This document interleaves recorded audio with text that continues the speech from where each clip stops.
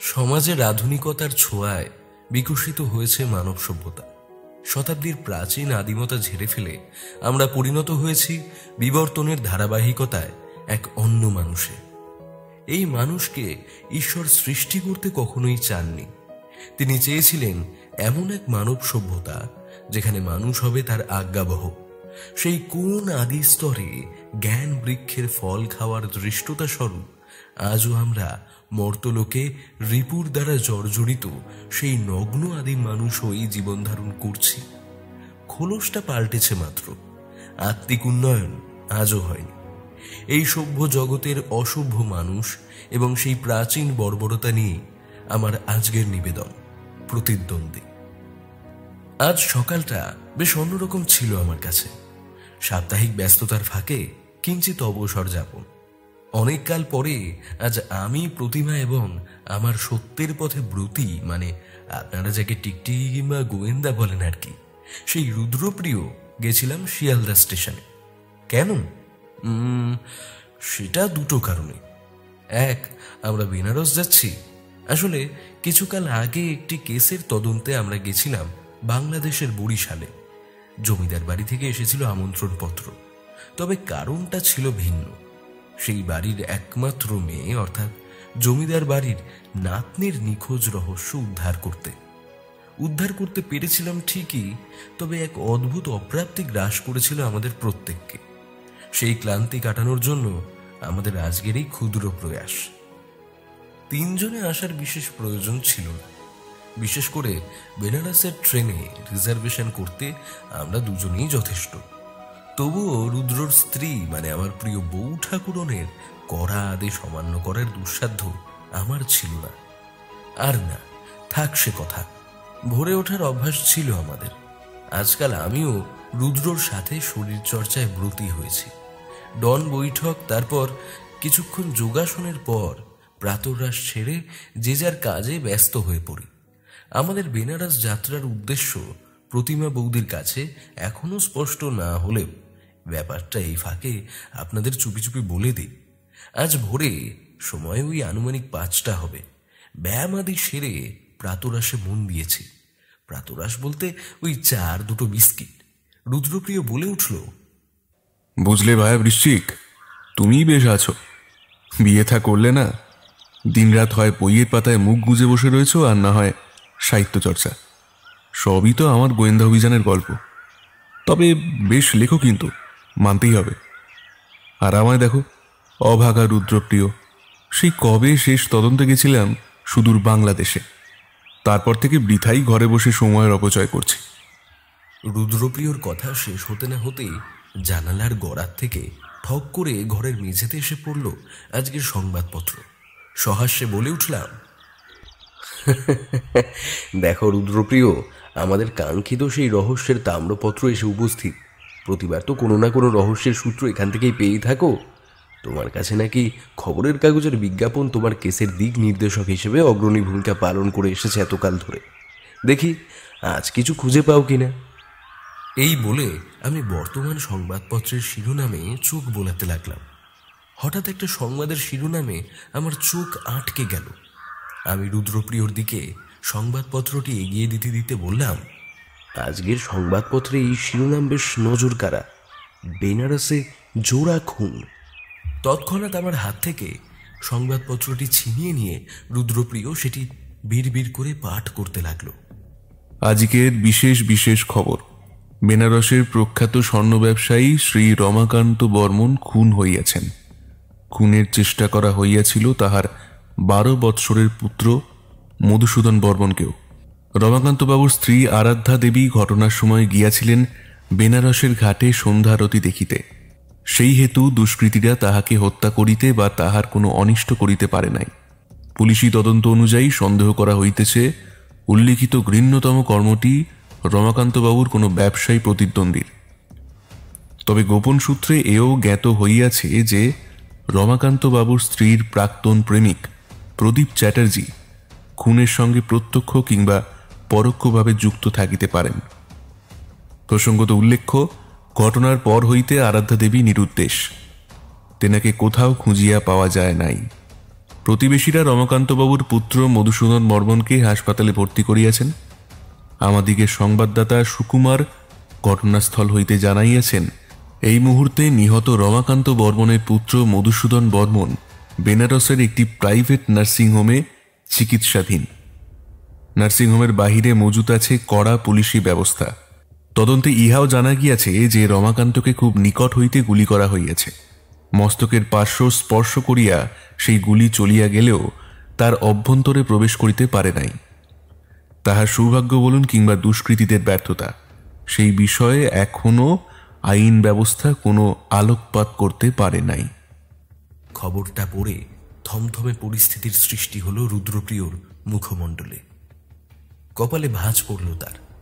স্বগতোক্তির স্বরে গলায় খানিকটা গাম্ভীর্য এনে বন্ধুবর বলে উঠল, আশ্চর্য লাগছে এটা ভেবে যে দুষ্কৃতী এত কাঁচা কাজ করল কেন। ঘটনা থেকে এটা স্পষ্ট যে তারা এসেছিল গোটা পরিবারকে শেষ করতে। কিন্তু দেখো, অদ্ভুতভাবে তারা সেই সময়টাই বেছে নিল যখন রমাকান্তবাবুর স্ত্রী আরাধ্যা বর্মন বাইরে ছিলেন। কেস যদিও জলের মতো স্বচ্ছ যে রমাকান্তবাবু এবং তার ছেলেকে হত্যার উদ্দেশ্যে তাদের পদার্পণ ঘটেছিল, তবুও কিছু খটকা থেকেই যায়। এক দুষ্কৃতী কোনো অভিযানের পূর্বে সমস্ত দিক বিবেচনা করে তবেই মাঠে নামে। যদি এই হত্যাকারী রমাকান্তবাবুর কোনো ব্যবসায়িক প্রতিদ্বন্দ্বী হন, তাহলে গোটা পরিবারের প্রতি রাগ থাকাটা খুবই স্বাভাবিক। তিনি হয়তো চেয়েছিলেন সবাইকেই নিজের পথ থেকে সরিয়ে দিতে, এমনকি ওই 10 বৎসরের ছেলেটিকেও। কারণ বিষবৃক্ষের চারা তো বড় হয়ে আর অমৃতের ফলদান করবে না। ছোট থেকে সে বড় হয়ে উঠবে প্রতিহিংসার আগুনে, এবং বড় হয়ে এই প্রতিশোধ স্পৃহা ধারণ করবে জ্বলন্ত আগ্নেয়গিরিতে। তাই পথের শেষ কাঁটাকেও সরিয়ে দিয়ে সে ভবিষ্যতের পথ কণ্টক মুক্ত করতে চাইবে। এবার আসি দ্বিতীয় সম্ভাবনায়। আরাধ্যা দেবীর বিবাহ বহির্ভূত সম্পর্ক, অর্থাৎ প্রাক্তন প্রেমিক প্রদীপের কথায় যদি আরাধ্যা দেবী নিজে বা ভাড়াটে খুনি নিযুক্ত করে এহেন দুষ্কর্ম করে থাকেন, তাহলে তিনি তো জানতেন তার ছেলে কোন সময় বাড়িতে উপস্থিত থাকবে। তাহলে ওই সময় তাদের পাঠানোর মানে কি? আর যদি পাঠিয়েও থাকেন, প্রফেশনাল খুনি হলে নিশ্চয়ই তারা স্বরূপ নকল আবরণে আবৃত করেই সামনে যাবে। তারা কেন ছেলেটার উপর আক্রমণ করল?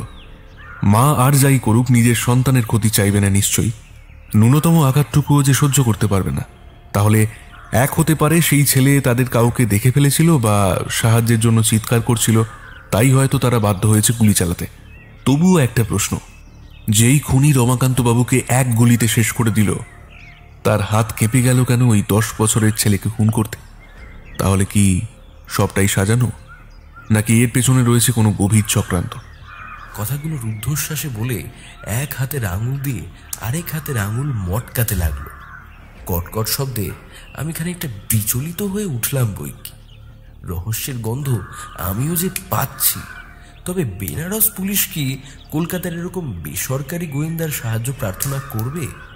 মনে মনে ভাবছিলাম এইসবই ঠিক। সেই মুহূর্তে শব্দ করে বেজে উঠল কাঠের টেবিলে রাখা বার্তা মাধ্যমটি। তৎক্ষণাৎ রুদ্রপ্রিয় উঠে গিয়ে টেলিফোনে কান রাখল। হ্যালো, রুদ্রপ্রিয় গিরি স্পিকিং। নমস্কার রুদ্রপ্রিয় বাবু, আমি প্রদীপ চ্যাটার্জি, বেনারস থেকে বলছি। নামটা শুনে আমার হৃদকম্প অনুভব করতে পারলাম। একেই বোধহয় টেলিপ্যাথি বলে। রুদ্রপ্রিয় বাবু, আপনি আশা করি আজকের সংবাদ মাধ্যমে বেনারসে প্রখ্যাত স্বর্ণ ব্যবসায়ী শ্রী রমাকান্ত বর্মনের খুনের ঘটনাটি পড়েছেন। সেই বিষয়ে আপনার সাথে কিছু বলার ছিল। আমি হয়তো নিজেই আসতাম, কিন্তু এই মুহূর্তে সেটা একেবারেই সম্ভব নয়, কারণ খুনি সন্দেহে পুলিশ আমায় পাগল কুকুরের মতো খুঁজে চলেছে। আমি পড়েছি গোটা ঘটনাটা প্রদীপবাবু। আপনাকে তো পুলিশ সন্দেহের তালিকায় রেখেছে বলেই জানি। আপনি এই মুহূর্তে ঠিক কোথায় রয়েছেন প্রদীপবাবু?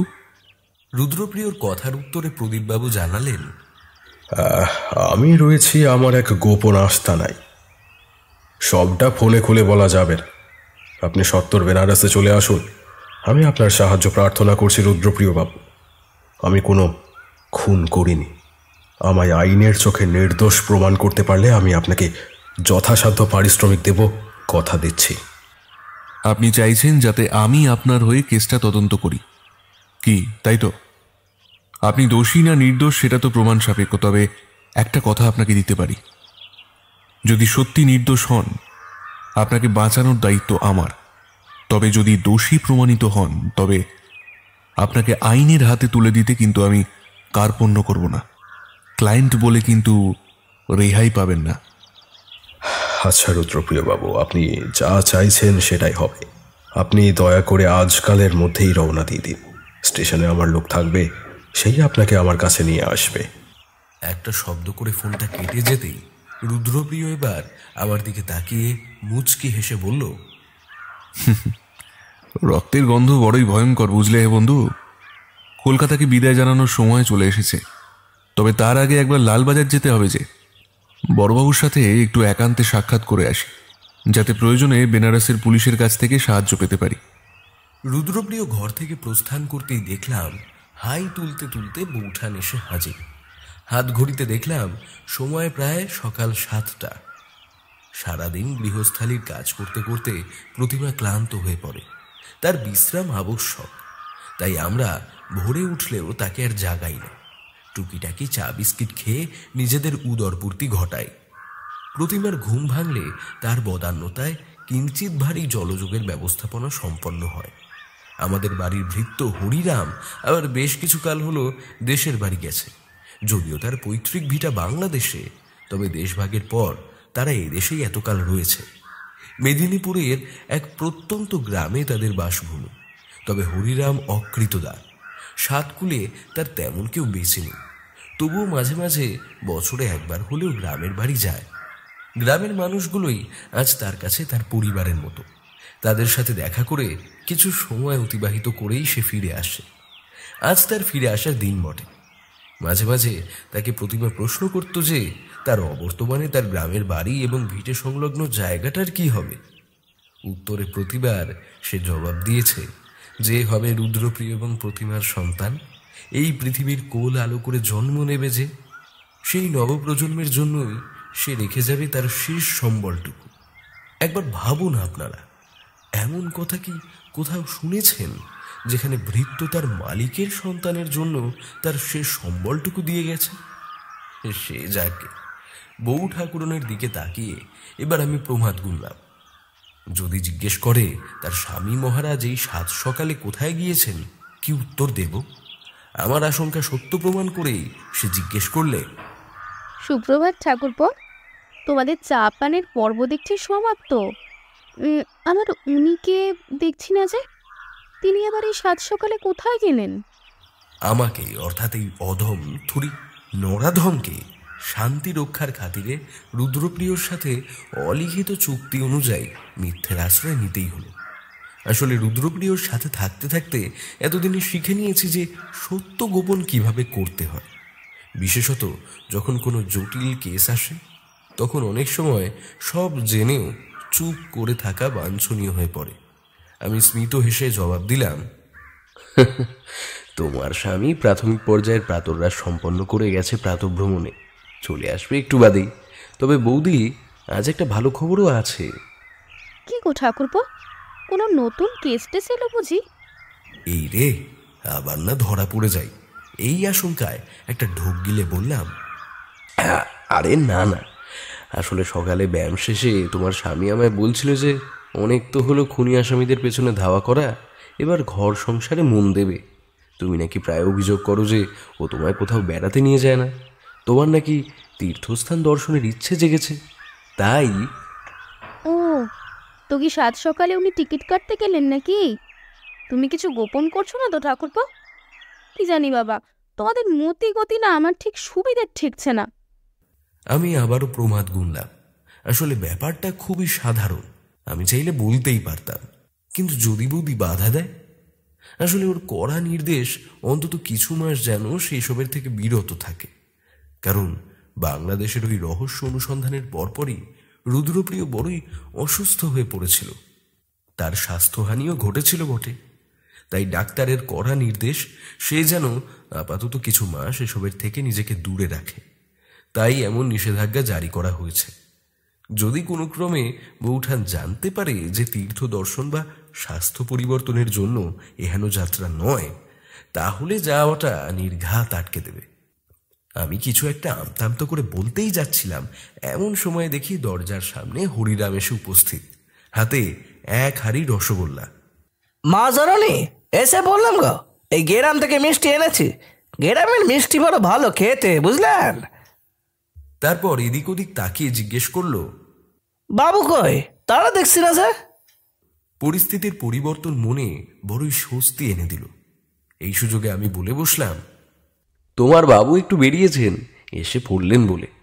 এসেছো যখন, আজ সবার জন্য এক কাপ করে চা আর লুচি ভাজো তো হরিরাম, সাথে তোমার গ্রামের মিষ্টিও খাবো। হরিরাম আর কথা না বাড়িয়ে বললে, নিশ্চয়ই। সে চলে যেতেই একটা স্বস্তির নিঃশ্বাস ফেললাম। যাক, এতক্ষণে পরিস্থিতি সামাল দিতে পেরেছি। ততক্ষণে প্রতিমাও খবরের কাগজ নিয়ে ঘরে ঢুকে পড়েছে। আমি অগত্যার কি করি, আমার ডায়েরির পাতায় আজকের ঘটে যাওয়া সমস্ত ঘটনার বিবরণী পুঙ্খানুপুঙ্খভাবে লিপিবদ্ধ করতে লাগলাম। লেখার কাজ প্রায় শেষের দিকে এমন সময় দেখি মূর্তিমান এসে হাজির। তবে তার মুখটা বেশ চিন্তিত বলেই ঠাহর হলো। কি হে বন্ধুগণ, থানা থেকে ফিরে এসে মুখখানি এত থমথমে লাগছে কেন? সে ধপ করে সোফায় এসে আমার ঠিক পাশে বসে বললে, বাংলায় একটা কথা আছে, পরস্মৌদপি, মানে জানো নিশ্চয়ই। আমি বললাম, হ্যাঁ, না জানার কি আছে। পরোপকার যে করে তাকেই বলা হয় পরস্মৌদপি। কিন্তু কেন বলো তো? আমার কথা শুনে রুদ্রপ্রিয় আবারও জিজ্ঞেস করলে, আর পরশ্রীকাতর মানে কি বৃশ্চিক? আমি বললাম, এ তো আরো সোজা, যে কিনা পরের কল্যাণে সবসময় কাতর। ঠিক। এই কথাগুলি বললেন লালবাজার থানার বড়বাবু অবিনাশবাবু। কেসটা নাকি জলের মতো পরিষ্কার, আমি নাকি বৃথা সময়ের অপচয় করছি, এসবই আর কি। আমি সহাস্যে বলে উঠলাম, তো তুমি কি বললে শুনি? এরপর রুদ্রপ্রিয় যেটা বলল তা শুনে আমার শির দ্বারা দিয়ে ঠান্ডা হিমেল স্রোত বয়ে গেল যেন। তেমন বিশেষ কিছু না, শুধু তাকে বললাম তার সার্ভিস রিভলভারটা আমায় একবারটি দিতে। তিনি সেটি দিতেই তার কপালের মাঝ বরাবর বন্দুকের নলটা ঠেকালাম। আমি সোফা ছেড়ে প্রায় লাফিয়ে উঠে বললাম, বলো কি হে, পুলিশ স্টেশনে গিয়ে স্বয়ং বড়বাবুর কপালে রিভলভার ঠেকালে? তুমি যে হাজতবাস থেকে মুক্তি পেয়েছো, এটা দেখেই আশ্চর্য লাগছে। আরে দাঁড়াও বৎস, আমি ধীরে ধীরে তার কাছে গিয়ে তার কপালের ঠিক মাঝখান বরাবর বন্দুকের নল ঠেকাতে তিনিও তোমারই মতো লাফ দিয়ে উঠে দাঁড়িয়ে 2 পা পিছিয়ে গিয়েছিলেন। এরপর আমি সেই একই বন্দুকের নল এবার তার মাথা থেকে ইঞ্চি 2 পাশে স্থির রেখে একটা ব্ল্যাঙ্ক ফায়ার করলাম। খট করে একটা শব্দ হলো। আসলে সেফটি লকটা তো খুলিনি, তাতেই বড়বাবু সে জাগে। তারপর থানার বাকি স্টাফ এসে আমায় তো প্রথমে বিস্তর বকাঝকা করলেন। আমি চুপচাপ বুক বুজে সব সহ্য করে গেলাম। তারা বললে আমি নাকি উন্মাদ হয়ে গিয়েছি। আমার মতো একজন প্রশিক্ষিত গোয়েন্দার পক্ষে এমন কাজ কিংবা মজা করা সাজে না। আমার নাকি মস্তিষ্ক বিভ্রাট ঘটেছে, এমনই আরো কত কিছুই। আমি প্রশ্ন করলাম, তারপর তুমি কি করলে? আর এমন উদ্ভট কাণ্ড ঘটালেই বা কেন? সেটাই যে বড়ই বিস্ময়কর এবং সত্য বটে। আমি তাদের বললাম যে আপনারা তো জানেন আমি কতটা ভালো নিশানাবাজ। বন্দুকের গুলি আমার লক্ষ্যভ্রষ্ট হয় না। কখনো কি ভেবে দেখেছেন মাথার মধ্যস্থান ছেড়ে কেন এরপর খুলির ঠিক পাশে ইঞ্চি 2 ছেড়ে ট্রিগার টানলাম? আমার কথা এবার যেন ম্যাজিকের মতো কাজ হলো। অনুসন্ধিৎসু দৃষ্টিতে বড়বাবু তার কারণ জিজ্ঞেস করায় আমি বললাম, কারণ আমি আপনাকে মারতে চাই না। আপনাকে খুন করা আমার উদ্দেশ্য নয়, উদ্দেশ্য শুধু আপনাকে জখম করা। আর বেনারসের হত্যা রহস্যের প্রারম্ভিক স্তরে ঠিক একই নাটকের অবতারণা ঘটেছিল। বলা ভালো ঘটানো হয়েছিল। ধরুন আপনার কোনো শত্রু আপনাকে মারতে চায়। যখন সে তার দলবল নিয়ে গেল তখন আপনি আর আপনার সন্তান একাই ছিলেন, আপনার স্ত্রী বাইরে ছিল। এবার ধরুন আপনাকে সেই খুনি ঠিক আমারই মতো করে মাথার ঠিক মাঝখানে কপাল বরাবর গুলি চালালো, আপনি মারা গেলেন। এই ঘটনা প্রত্যক্ষভাবে দেখেছে ধরুন আপনার সন্তান কিংবা কোনোভাবে বাধা সৃষ্টি করেছে। যদি নাও করে থাকে তাহলেও শত্রুর সন্তানকে বাঁচিয়ে রাখলে তাদের পক্ষেই অমঙ্গল। কারণ যাই হোক, এমন এক বন্দুকবাজ যার নিশানা ব্যর্থ হয় না, সে কি তাকে শুধু আহত করেই চম্পট দেবে? সেটা নিশ্চয়ই না। এবার যদি ঘটনাটা ডাকাতি সাজানোর জন্য, যদি আপনার স্ত্রী, যে কিনা সমস্ত পরিকল্পনার মূলে, তার নির্দেশে যদি তার ছেলেকে তারই ভাড়া করা গুন্ডা ছেড়ে দেয় এবং আপনার স্ত্রী তার সাথে যুক্ত, তারই কোনো বন্ধুকে অপরাধী সাব্যস্ত করা হয়, তাহলে তারাই যে খুনি তার প্রমাণ কোথায়? আমার মক্কেল প্রদীপ চ্যাটার্জি আমার সাহায্য প্রার্থী, তাই আমার অবশ্য কর্তব্য তার পাশে দাঁড়ানো। তবে আইনের রক্ষক আমি নিজেও। কথা দিলাম, যদি তিনি অপরাধী হন, আমি নিজে দাঁড়িয়ে থেকে তার শাস্তির ব্যবস্থা করব। এরপর বড়বাবু সমস্ত ঘটনা এবং তার মাহাত্ম্য উপলব্ধি করে আমায় আশ্বাস দিলেন যে তিনি বেনারসের পুলিশ ফাঁড়িতে যোগাযোগ করবেন এবং নিশ্চিত করবেন যাতে এই তদন্তে তাদের সাহায্য পাই। রুদ্রপ্রিয়র কথা শেষ হতে না হতেই গরম গরম লুচি এবং মিষ্টি সহযোগে প্রতিমা এসে হাজির। তার পেছনে হরিরাম। ওকে ঘরের দায়িত্ব দিয়ে আজ বিকেলের ট্রেনেই আমরা রওনা দিয়েছি বেনারস।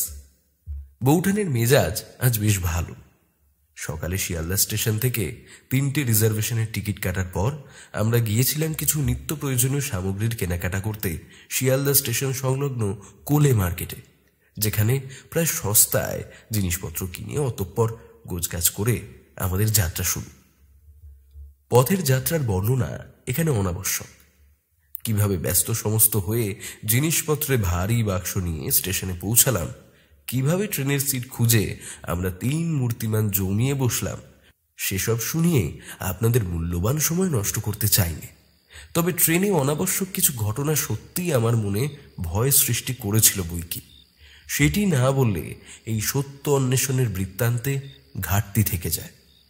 তখন সময় প্রায় সন্ধে 7টা। আমাদের গতিমান ট্রেনটি হঠাৎ একটি স্টেশনের সামনে এসে দাঁড়ায়। কুয়াশা ঘেরা ছোট্ট একটি স্টেশন চত্বর। বেশ জলতেষ্টাও পেয়েছিল বইকি। আমি রুদ্রপ্রিয়র দিকে তাকিয়ে বললাম, কাছে তো জল বলতে তোমাদের 2টো বোতল আর আমার একটা, তাও প্রায় খালি হয়ে এসেছে। তোমাদের জলের অবস্থাও তথৈবচ। এটা সম্ভবত কোনো হল্ট স্টেশন, গাড়ি কিছুক্ষণ দাঁড়াবে বলেই মনে হচ্ছে। আমি বরং চট করে 3টে বোতল ওই স্টেশন সংলগ্ন টিউবওয়েল থেকে ভরে আনি। আমার কথা শুনে রুদ্রপ্রিয় বললে, একই যাত্রায় পৃথক ফল কি হয় বন্ধু? চলো, তোমার সাথে আমিও যাই। এরপর প্রতিমার দিকে ফিরে বললে, তুমি বরং যে গন্ধমাদন পাহাড় সাথে করে এনেছো সেগুলো শালপাতায় সরবরাহ করতে শুরু করো, আমরা বরং ততক্ষণে একটু বাইরে থেকে হাওয়া বদল করে আসি। রুদ্রপ্রিয়র কথায় প্রতিমা এবার যেন চোখ পাকিয়ে কটমট করে এক শানিত দৃষ্টি হেনে বললে, বাইরের খাবার খেয়ে যাতে অসুস্থ হয়ে না পড়ো, তাই জন্যই তো আমি আর হরিরামদা মিলে সকালে লুচি, বোঁদে, রসগোল্লা, সাথে আবার ভাত, খাসির মাংস, এত কিছুর ব্যবস্থা করলাম। আর তুমি বলছো গন্ধমাদন পর্বত সাথে এনেছি তো বেশ করেছি। ট্রেনের ওই সব অখাদ্য কুখাদ্যকে অসুস্থ হলে দেখতাম কে তোমাদের দেখতো, তখন তো আমাকেই। সে যাই হোক, তাড়াতাড়ি এসো, নইলে ট্রেন ছেড়ে দেবে। পরিস্থিতি আঁচ করতে পেরে আমাকেও অগত্যা হস্তক্ষেপ করতেই হলো। আমিও বলে উঠলাম, হ্যাঁ সেই ভালো। বৌঠান, তুমি খাবারগুলো বাড়তে থাকো, ততক্ষণ আমি আর রুদ্র গিয়ে জল ভরে আনি বরং। ট্রেন থেকে নামতেই হিমেল বাতাস শরীরে এক অদ্ভুত কম্পন ধরালো। এমনিতে মাঘ মাসের শীতে বাঘও কাবু হয়ে যায়। আমরা তো নিতান্তই 2টো মানুষ। টিউবওয়েলের হাতলে হাতের চাপ সৃষ্টি করে বোতলগুলো জলে পরিপূর্ণ করছি। জলের তীব্র আগুন এবং হাতলের ক্যাচ ক্যাচ শব্দে স্তব্ধ স্টেশন চত্বর তখন যেন সামান্য প্রাণ ফিরে পেয়েছে। রুদ্রপ্রিয় পকেট থেকে একটি সিগারেট ধরিয়ে এক মুখ ধোঁয়া ছেড়ে বললে,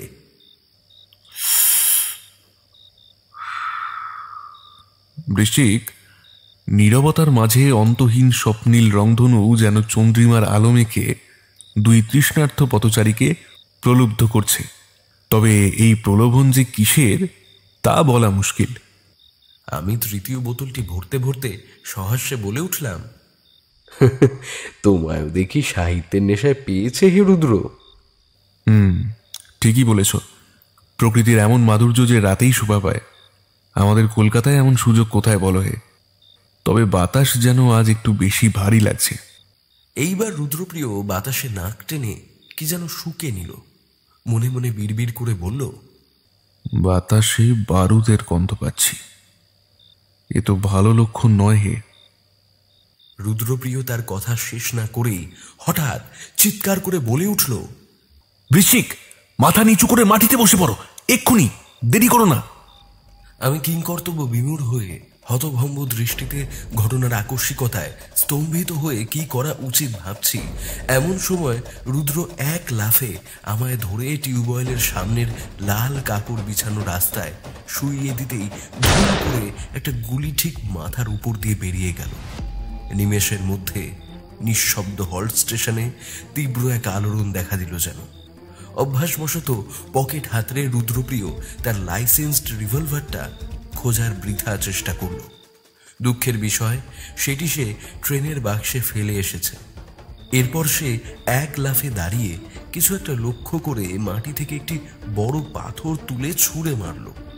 ধপ করে ভারী কিছু একটা পড়ে যাওয়ার শব্দ হতেই আমরা দুজনে ছুটে গেলাম সেই দিকে। ততক্ষণে প্রতিমা সহ ট্রেনের কিছু যাত্রী কৌতূহলের গন্ধ পেয়ে বাইরে নেমে এসেছেন গার্ড সাহেবও। আমি দেখতে পেলাম অন্ধকারে একজন খুঁড়িয়ে খুঁড়িয়ে এগিয়ে চলেছে ঘন ঝোপের দিকে। আমি আর রুদ্র আরো গতি বাড়ালাম, তাকে ধরেই ফেলবো। ঠিক সেই সময়ে আধারে মিশে থাকা সেই ব্যক্তিটির হাতে উঠে এলো ধারালো কোনো অস্ত্র। বাতাস কেটে সেটি এগিয়ে এলো রুদ্রপ্রিয়র গলা লক্ষ্য করে, কিন্তু সেই অস্ত্র ধরা হাতখানি ধরে সে পিছমোড়া করে মাটিতে শুইয়ে দিতেই আবার ঝোপের ভেতর থেকে আরেকটি গুলির শব্দ। এইবারও গুলি লক্ষ্যভ্রষ্ট হলো। রুদ্রপ্রিয়র কান ঘেঁষে গুলি চলে গেল। আমি আর রুদ্র এবার তাকে ছেড়ে মাটিতে শুয়ে পড়লাম এবং সেই সুযোগে জামাটা খুলে ফেলে সে আবারও ছুটতে ছুটতে অন্ধকারে মিশে গেল। পড়ে রইল বাতাসে তীব্র ঝাঁঝালো বারুদের গন্ধ, একটি লাল জামা এবং কিছু প্রশ্ন। আপনাদের কোথাও চোট লাগেনি তো? ঠিক আছেন তো আপনারা? গার্ড সাহেবের কথায় আমি আর রুদ্রপ্রিয় ধুলো ঝাড়তে ঝাড়তে মাটি থেকে উঠে বসলাম। রুদ্র যেন আলাদা ধাতুতে গড়া মানুষ। আমাদের দুজনেরই অল্প বিস্তর লেগেছে বটে। ওইদিকে ট্রেনের চালক হুইসেল দিচ্ছে। স্বাভাবিকভাবেই আমাদের জন্য অনেকটা দেরি হয়ে গেল বটে। রুদ্রপ্রিয়র হয়ে আমি প্রথম কথা শুরু করলাম। আমরা ঠিক আছি, পৈতৃক প্রাণটা রক্ষা পেয়েছে, এই যথেষ্ট। রুদ্র বলে ওঠে, বেনারসগামী এই ট্রেনটি প্রতিবারই কি এই হল্ট স্টেশনে দাঁড়ায়? হ্যাঁ, কেন বলুন তো?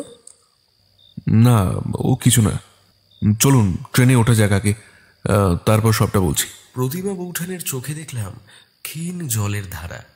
কোনো ক্রমে যেন কান্নার দমক চেপে রেখেছে। সেও আমাদের সাথে ট্রেনে উঠে বসল। বাকি উৎসাহী যাত্রীরাও যে যার নির্দিষ্ট সিটে চলে গেল। যেন মনে হলো এই মাত্র রাতের নাইট শোয়ের দৃশ্য দেখে তারা বড়ই তৃপ্ত। শো শেষে সবাই খুশি, সে যাকে। তবে রুদ্রপ্রিয়র হাতে ধরা লাল জামাটা আমায় বড়ই কৌতূহলের উদ্রেক করছে। কোথায় চলেছি আমরা? এ কোন নরকপুরী? কেন হঠাৎ এমন এক জনমানব শূন্য জায়গায় এমনভাবে হামলা হলো? না, যতই ভাবছি মাথা কাজ করা বন্ধ করে দিচ্ছে। পায়ে বেশ চোট লেগেছে মাটিতে পড়ে যাবার সময়। কানের পাশটা এখনো বো বো করছে। আমরা কামরায় এসে বসা মাত্রই গার্ড সাহেব চলে গেলেন কেবিনের দিকে ফার্স্ট এইড আনতে। আর বৌঠান, তার রণচণ্ডী রূপ কি আমার মতো নগণ্য সাহিত্যিকের ভাষায় বর্ণনা করা যায়? নিজেরাই দেখে নিন তার সেই রূপ। আমরা কামরার সিটে এসে বসতেই দেখতে পেলাম আমার আর রুদ্রপ্রিয়র মুখের সামনে একটি খবরের কাগজ মেলে ধরল সে। গলায় খানিকটা ঝাঁজ এনে বলল, কি এটা? তোমরা কি ভেবেছিলে আমার কাছ থেকে পুরোটা লুকিয়ে যাবে? আমি আর রুদ্রপ্রিয় একে অপরের মুখের দিকে তাকিয়ে রইলাম কিছুক্ষণ। মুখে রাগ কাটছে না কারোরই। রুদ্রপ্রিয় আমতা আমতা করে বলল, তুমি ঠিক কি বলতে চাইছো? একটু খোলসা করে বলো তো। কি বলতে চাইছি বুঝতে পারছো না তুমি? তুমি বোধহয় ভুলে যাচ্ছ আমি কে। আমায় বিয়ে করেছিলে আমার সাহসিকতায় মুগ্ধ হয়ে। সে যাকে, তুমি বোধহয় ভুলে গেছো যে বাংলাদেশ অভিযানের সময় এই আমি জমিদার বাড়ির গিন্নির আসল রহস্য জীবনের ঝুঁকি নিয়ে উদ্ধার করে তোমার তদন্তে সাহায্য করেছিলাম। তোমার খবরের কাগজের গুরুত্বপূর্ণ খবরগুলিতে লাল কালি দিয়ে চিহ্নিত করার অভ্যেসটা আজকের এই ঘটনার সাক্ষ্য বহন করে। সকালে তুমি ঘরে দেখতে না পেয়ে সন্দেহ হয়েছিল বই কি। তারপর ঠাকুরপোর কাছ থেকে কালকের সংবাদপত্রটি নিয়ে ঘরে ঢোকার পরেই এই খবর, এবং সর্বোপরি তোমার এই চিহ্নিত করা খবর, বিশেষ করে বেনারসে জোড়া খুনের ঘটনায় যেখানে প্রখ্যাত স্বর্ণ ব্যবসায়ী রমাকান্তবাবুকে খুন করা হয়েছে এবং খুনি সন্দেহ করা হয়েছে তার স্ত্রী আরাধ্যা বর্মন এবং তার প্রাক্তন প্রেমিক প্রদীপ চ্যাটার্জিকে। খবরে এও বলা হয়েছে যে রমাকান্তবাবুর 10 বৎসরের সুপুত্র মধুসূদন বর্মন এই মুহূর্তে চিকিৎসাধীন, তবে বিপদমুক্ত। মাথার খুলি ঘেঁষে গুলি বেরিয়ে গেছে। ব্যাপারটা বেশ সন্দেহজনক বটে। সে যাই হোক, নিজের চেয়ে তুমি এসব ব্যাপারে নাক গলানোর পক্ষপাতী নও সেই বিষয়ে আমি অবগত, যদি না তাতে গভীর রহস্যের গন্ধ থাকে। সম্ভবত কেউ তোমার সাহায্য চেয়েছে এই বিষয়ে আমি নিশ্চিত, তবে কে তোমার মক্কেল সেই বিষয়ে আমার পক্ষে জানা সম্ভব নয় যতক্ষণ না তুমি বলবে। তাই বলি, দাম্পত্য প্রেম উতলে উঠল কেন হঠাৎ করে? তড়িঘড়ি কোনো আগাম পরিকল্পনা ছাড়াই বেনারস চললে? বলি, ব্যাপারখানা কি? আমি তো আগেই সন্দেহ করেছিলাম, এখন সেটাই সত্য প্রমাণিত হলো। আমাদের কথার মাঝে গার্ড সাহেব এসে হাজির হলেন আমাদের কামরায়। তার হাতে ধরা রয়েছে ফার্স্ট এইডের বাক্স। বাক্স থেকে আয়োডিন এবং তুলো বের করে আমাদের ক্ষতস্থান পরিষ্কার করে দিলেন। এরপর তাতে ব্যান্ডেড লাগিয়ে দিয়ে সামনের খালি সিটটাতে বসে বললেন, কি সাংঘাতিক কাণ্ড বলুন তো। মনে হয় ফাঁকা স্টেশনের ট্রেনের সাওয়ারি দেখতে পেয়ে ছিনতাইয়ের উদ্দেশ্যে হামলা করেছিল। এমনিতেই এই জায়গার বেশ দুর্নাম রয়েছে। কেন, ওই রেডিওতে শুনেননি কিছু? 3 জোড়া উৎসাহিত দৃষ্টি তখন গার্ড সাহেবের দিকে স্থির। গার্ড সাহেব বলে চললেন, খবরটা এখনো সংবাদপত্রের মাধ্যমে বেরোয়নি ঠিকই, তবে এখানকার লোকাল রেডিও স্টেশনে এই খবর সম্প্রচারিত হয়েছে। সম্প্রতি অপ্রাপ্তবয়স্কদের জন্য সংরক্ষিত সংশোধনাগার থেকে 2 জন অপরাধী ফেরার হয়েছে। নাম নাম এই মুহূর্তে ঠিক মনে আসছে না, তবে দুজনেই কিন্তু খুনের আসামি ছিল। কি অদ্ভুত কাণ্ড দেখুন, একজন তো নিজের দাদাকে মাথায় পাথর দিয়ে থেতলে খুন করে, আরেকজন তো আবার এক কাঠি ওপরে। বাড়ি থেকে একটি মেয়ের সম্পর্ক মেনে নেয়নি বলে তার নিজের বাবাকেই ঘুমন্ত অবস্থায় গায়ে পেট্রোল ঢেলে আগুন জ্বালিয়ে দেয়। 14 বছরের জন্য উচ্চ আদালতে শাস্তি ঘোষণা করা হয়েছিল। কিছুকাল আগে দুজনে জেলার কারারক্ষীদের খুন করে সবার চোখের আড়ালে জেলের যেদিকে পাথর ভাঙার কাজ চলে সেদিকের অংশটুকু দিয়ে সুড়ঙ্গ করে সেখান থেকে বেরিয়ে গেছে। তবে বেরিয়ে জঙ্গলে গা ঢাকা দিয়েছে শুনেছি। পুলিশ এখনও তল্লাশি চালাচ্ছে বটে, তবে বিশেষ কিছু সুবিধা করতে পারেনি। তার মধ্যে বেনারসের ঘটনাটা তো শুনেছে, ওই সেই যে স্বর্ণ ব্যবসায়ী রমাকান্তবাবুর খুনের ঘটনাটা। সে শুনেছি বই কি। আমরা বেনারসে চলেছি। আমার নাম রুদ্রপ্রিয় গিরি। আমার সাথে রয়েছে আমার বন্ধু বৃশ্চিক এবং আমার স্ত্রী প্রতিমা। নমস্কার এবং প্রতি নমস্কারের পালা সাঙ্গ হতেই গার্ড সাহেব বললেন, তবে আপনার নাম খুব চেনা চেনা লাগছে। হঠাৎই পুলকিত হয়ে গার্ড সাহেব মদনমোহন বাবু বলে উঠলেন, আরে আপনি গোয়েন্দা রুদ্রপ্রিয় গিরি না, যিনি কিছুদিন আগেই বাংলাদেশে তথা কলকাতায় নারী পাচার চক্রের মূল হোতাকে ধরে ফেলেছিলেন, অসহায় মেয়েগুলোকে উদ্ধার করেছিলেন। এছাড়া আরও নানান কেসে আপনার নাম অনেক শুনেছি। আপনি তো স্বনামধন্য গোয়েন্দা মশাই। ইনি নিশ্চয়ই বিখ্যাত সাহিত্যিক তথা রহস্য উপন্যাসিক বৃশ্চিক বাবু। ব্যাস, আর বলতে হবে না। তো বেনারসে কি শুধুই হাওয়া পরিবর্তন নাকি কোনো কেসের তদন্তে? দেখুন, আমায় দয়া করে কিছু লুকোবেন না। আরে আমিও তো রেল পুলিশ, হয়তো আপনার কাজে লাগতে পারি। তাছাড়া লোকাল থানাতেও আমার বেশ চেনা জানা কয়েকজন আছে। এরপর আমাদের অবাক করে দিয়ে প্রতিমা বলে উঠল, ওনার কি আর নিজের স্বাস্থ্যের দিকে খেয়াল আছে? রহস্যের গন্ধ পেলে তো উনি আমাকে ভুলেই যান। আপনার অনুমান একদম সঠিক। উনি বেনারসের খুনের ঘটনায় তদন্ত করতে চলেছেন সদল বলে। ব্যাস, হয়েই গেল। এই যাত্রায় আমি আপনাদের পিছু কিন্তু ছাড়ছি না মশাই। এমনিতেই আমার কিছু সিএল মানে সরকারি ছুটি পাওনা ছিল, তাই আমার একান্ত অনুরোধ, এই তদন্তে আমিও আপনাদের সঙ্গে থাকতে চাই। আমি তার প্রস্তাব শুনে যার পর নাই খুশি হলাম। যতই হোক, রেল পুলিশের লোক বলে কথা, রুদ্রপ্রিয়র দিকে তাকিয়ে দেখলাম তার চোখেও কৌতুক খেলা করছে। বেশ, আপনার সমস্যা না থাকলে আমারও কোনো আপত্তি নেই, তবে কিছু কিছু ক্ষেত্রে হয়তো আমায় গোপনীয়তা অবলম্বন করতে হবে। আসলে মক্কেলের ব্যক্তিগত গোপনীয় তথ্য গোপন রাখা আমার আদর্শের মধ্যে পড়ে। সব জায়গায় হয়তো এই মুহূর্তে আপনাকে নিয়ে যেতে পারবো না, তবে সময় হলে সবটাই জানতে পারবেন। আমার নিজেরই হয়তো আপনার সাহায্যের প্রয়োজন হতে পারে। গার্ড সাহেব এবার উল্লাসিত হয়ে বললেন, সে তো বটেই, সে তো বটেই। আপনার মতো একজন বিখ্যাত ব্যক্তি সঙ্গ লাভের সৌভাগ্য অর্জন করতে পেরেছি, এও কি কম কিছু নাকি? আপনারা উঠেছেন কোথায়?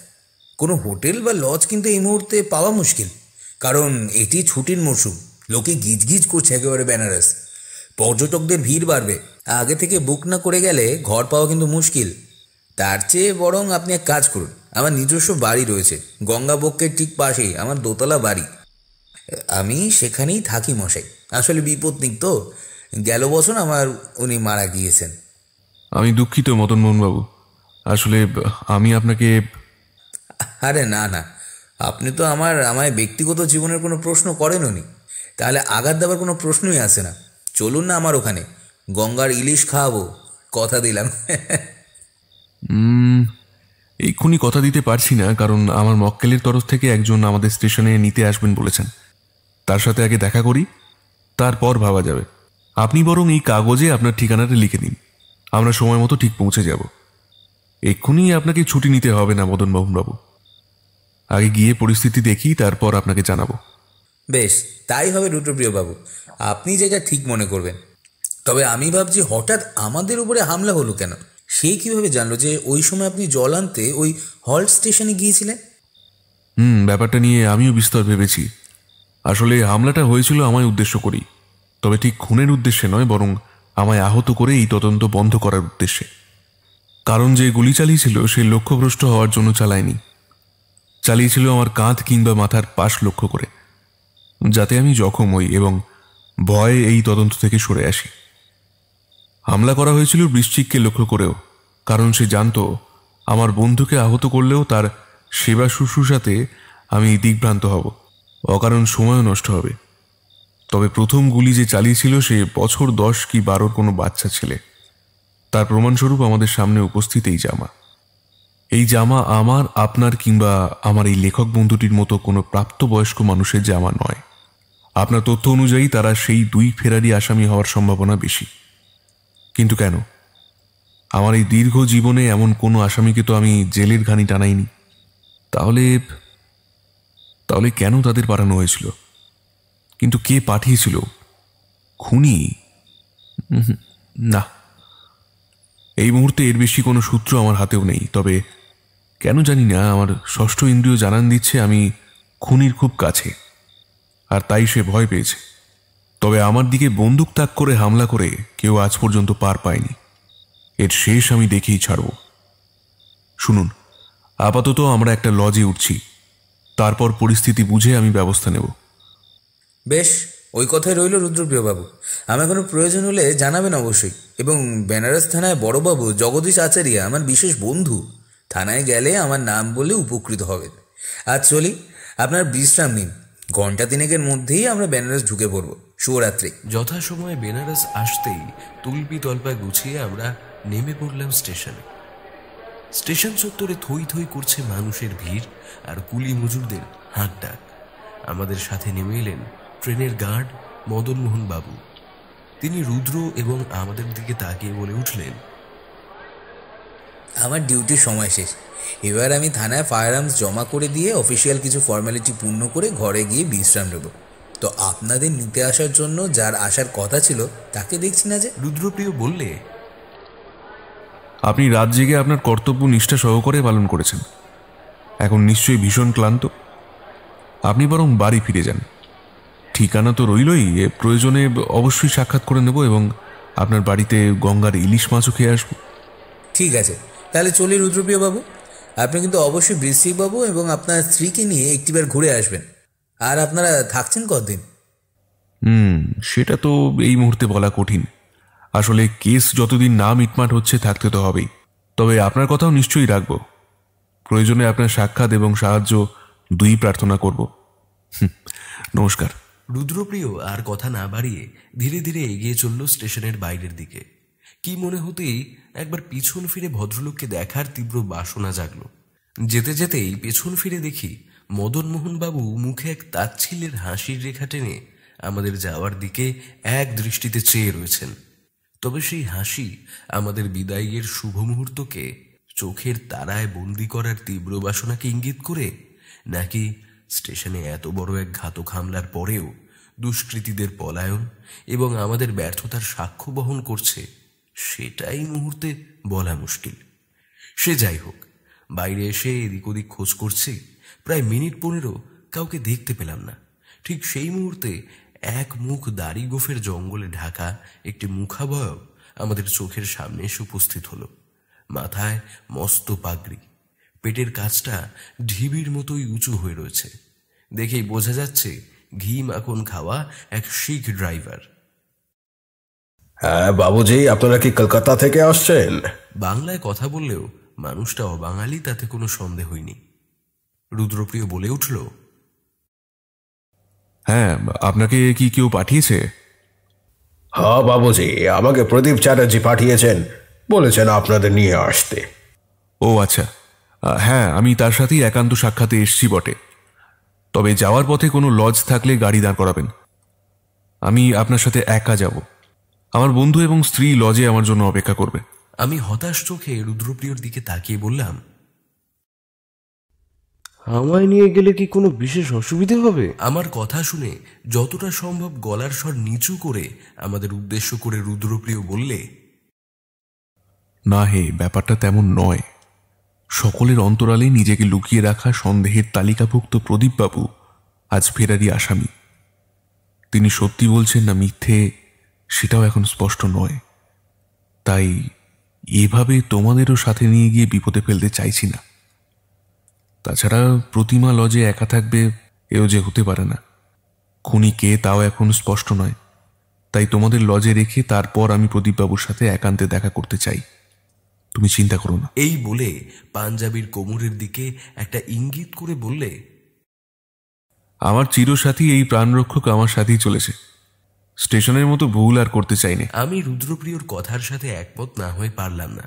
একদিকে ফেরারি আসামি তার অনুগ্রহ প্রার্থী, আরেকদিকে আমরা গেলে বিপদের ঝুঁকিও রয়েছে। তার চেয়ে এই ভালো। রুদ্রপ্রিয়র শুধু মস্তক চলে না, হাত দুটো সব্যসাচীর মতন সমানে চলে। জুজুৎসুর প্যাচও জানে, এমনকি ইন্টার কলেজ বক্সিংয়েও তার বেশ নাম ডাক ছিল।